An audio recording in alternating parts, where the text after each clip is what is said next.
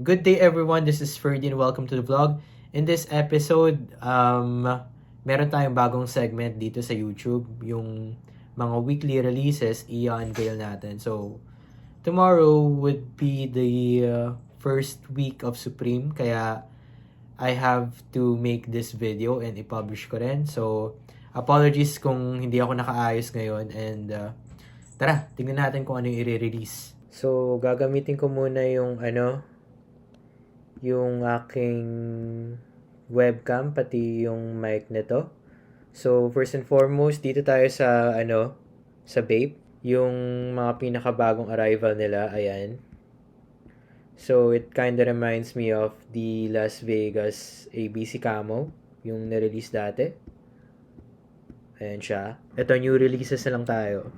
So, dito sa new releases, ito yung mga bago nila. Coming soon, nakalagay dito, pero makikita nyo na dito. Hindi pala to available sa labas ng Japan. Yung mga nakikita natin dito is yung ire-release pa lang. So, coming soon. Item details. Tingnan natin kung nakalagay dun yung date. Wala pa naman, pero nandito yung kanyang dimensions.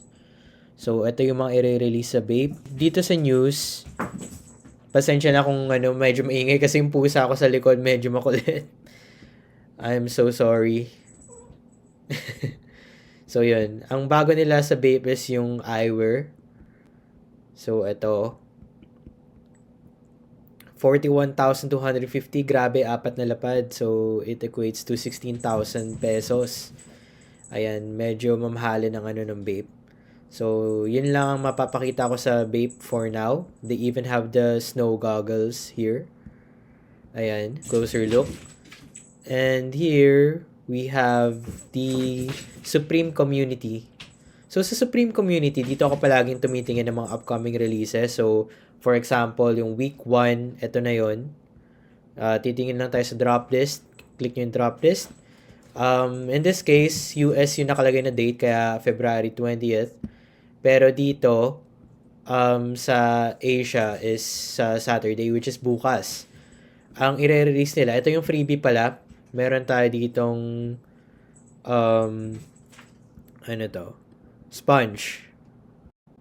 So, baka makakuha tayo ng marami yan. Usually, marami naman sila magbigay. Tapos, meron tayong Supreme Damien Hirst. Mga backpacks, Supreme Seiko My Alarm Clock. Yung E.T. Nakasuot ng Supreme hoodie. Ayan. So, nandito lahat ng details. Nandito yung price sa ibang bansa. Yung yan, makikita natin. More on that later. Tapos, may puzzle keychain, tin sake set, bedroom tee, Supreme Damien Hirst tee, utility bag. Oops. Regular jean.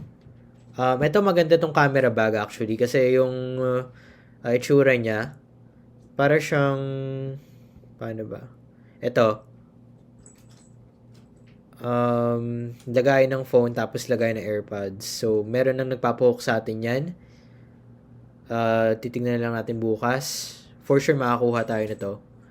X lang natin tong tab na to. Meron din silang rhinestone hockey jersey. Championship box logo New Era, messenger bag, contrast logo sweater, playoff zip-up hooded sweatshirt. Ayan, yung mga i-release sa week 1. Ayan lahat. So, maraming mga shirts, decks, they even have pants here, selvage denim. Nabubulol ako. So, may football jersey and tote bag. Baka kumuha ko na itong tote bag for this season. So, ayan, may Damien Hirst. Tapos, itong hindi ako familiar dito sa nito, sa musician na to or group ba to, yung Aphex Twin. Pero medyo weird lang yung graphic shirt na to. Napaka-unsettling. So ayun, yun yung mga lalabas. Instagram, doon natin makita yung mga prices. Ang tinitingnan ko dito, Supreme Team _VN. Shoutout sa kanila. Dito natin makita yung prices na in yen. So, ang conversion dito is 0.4 lang plus yung hookup fee ko. So, small items is 1,000 lang. So, 13,000. Kunwari ito, 13,200 yen times 0.4. 0.4 kasi conversion pag sa Pilipinas. Yun din yung gamit kasi ng bank ko. Tapos, ayun, 0.4 plus 1,000 pag small item. Pag bulky item plus 1,500. Pag sobrang bulky is 2,000. Mga ganun lang naman. And for this season, meron din tayong teaser sa Nike Supreme. Etong track pants na to. So, hindi pala sila maglalabas ng Nike SB Dunk this season. They were delayed for the fall-winter collection. Tapos, ito yung pants. Siguro makakita tayo ng tatlong kulay nito. And, ang ano pala nito, ang pangalan nito is follow whorehead_sales dito sa X, formerly known as Twitter. Meron din siyang polo dito, world famous. Ayan, Nike collaboration 'yan. And ito yung itsura niya. Ganda. Ito inaabangan ko to actually. Hindi ko lang alam kung kailan sila i-release. Tapos ito yung ibang kulay. May red, black, and purple. Personally, I like the purple for this one. Sa Stussy naman, ito yung mga bago nilang release. They've restocked the Dice Tea Pigment Dyed Tea. Ayan. 9,900 yen. Ang benta ko lang dyan is nasa 4.5k. Mga ganun. Mga ganun lumalabas. Classic denim. Hooded sweatshirt. So, ayan. Meron din silang Dice Tea. Dice hoodie.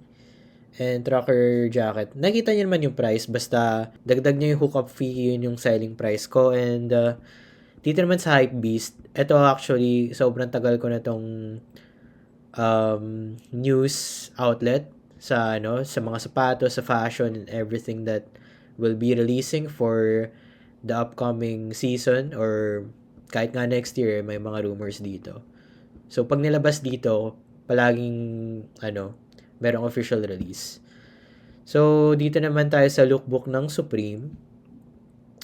Ito yung mga i-release so far.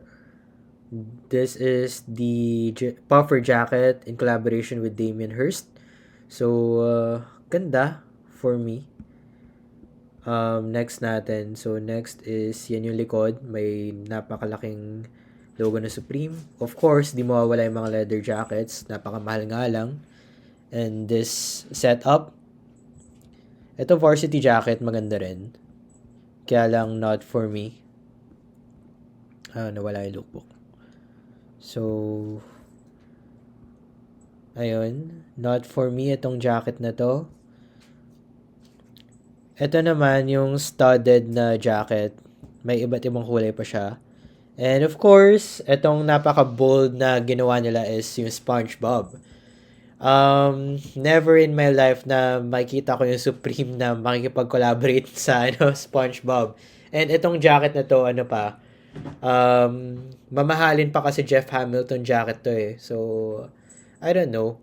Maybe may times talaga si Supreme na hindi nila tinitake seriously yung company nila. Pero, it's good. For me, napakaganda nitong release na to. So, it's mixed. Syempre, polarizing kasi parang streetwear tapos SpongeBob. Parang yung iba sinasabi nila na parang Uniqlo collab. Naalala niyo yung CPFM na release dati. Ayun. So, ito yung faux fur jacket. May polo sila na ganyan. Shot leather, I think. Tapos may multi-logo na Supreme cap doon. Ito, faux fur jacket. Week 1 release. Vans and leathers. And Umbro. Ayan, Gore-Tex material. Tamang-tama yan sa rainy season. So, this jacket. Ayan. Vest. And kitang-kita nyo rin yung Arabic Supreme doon. So, balik lang tayo sa lookbook. This bandana Supreme. So, ito yung purple jacket. Tapos, ito yung pants na ilalabas sa upcoming week. And here we have the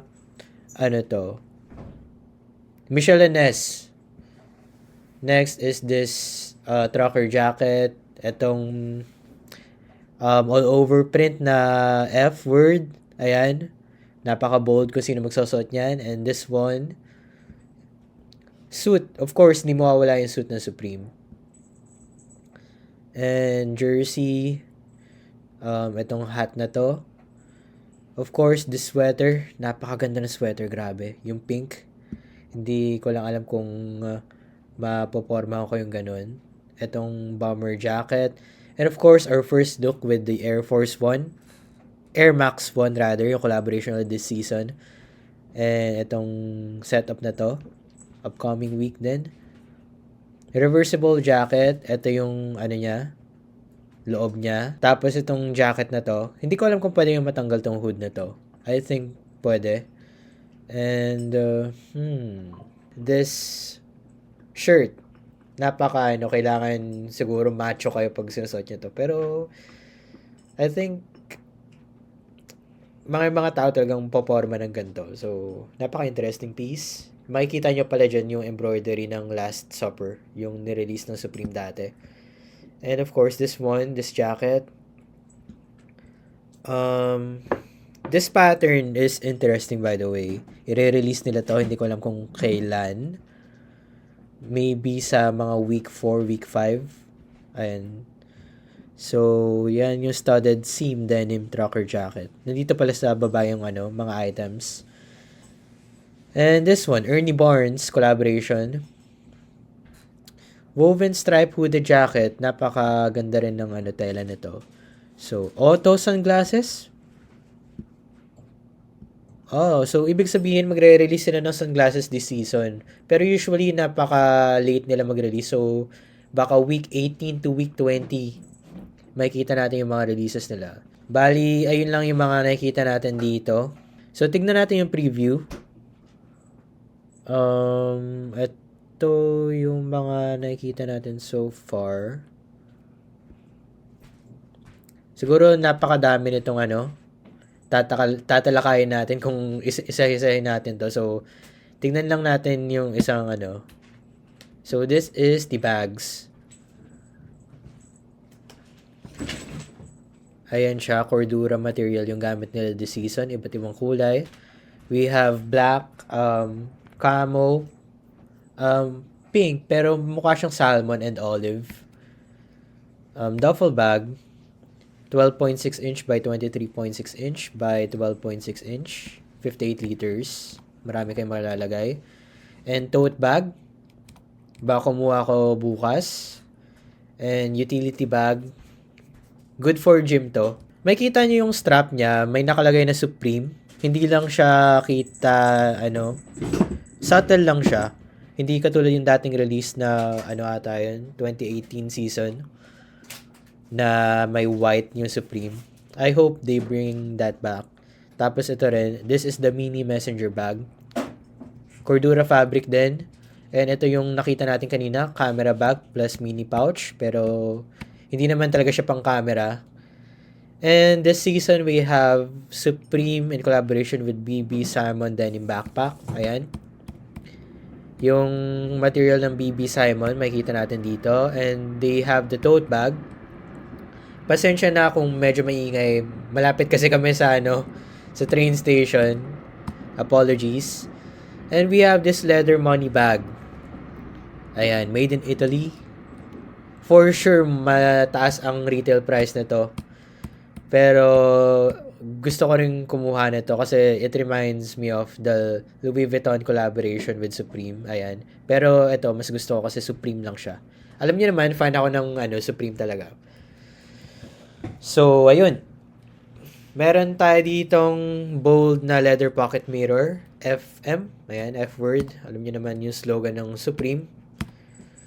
Made in Italy rin yung leather niya. And we have this leather clip knife. So, ayun. May leather goods din na set. Gagawa pa ako ng video dito. Napakarami kasi nito. Pero yun lang for now. Kailangan ko na rin kasi i-release ng video na to. So, what do you think of the new segment, guys? Let me know down in the comments. I just want to thank all of you guys sa lahat na nanonood. Nakasubscribe, mga kliyente ko rin. And this is me signing out. See you in the next one. Bye-bye!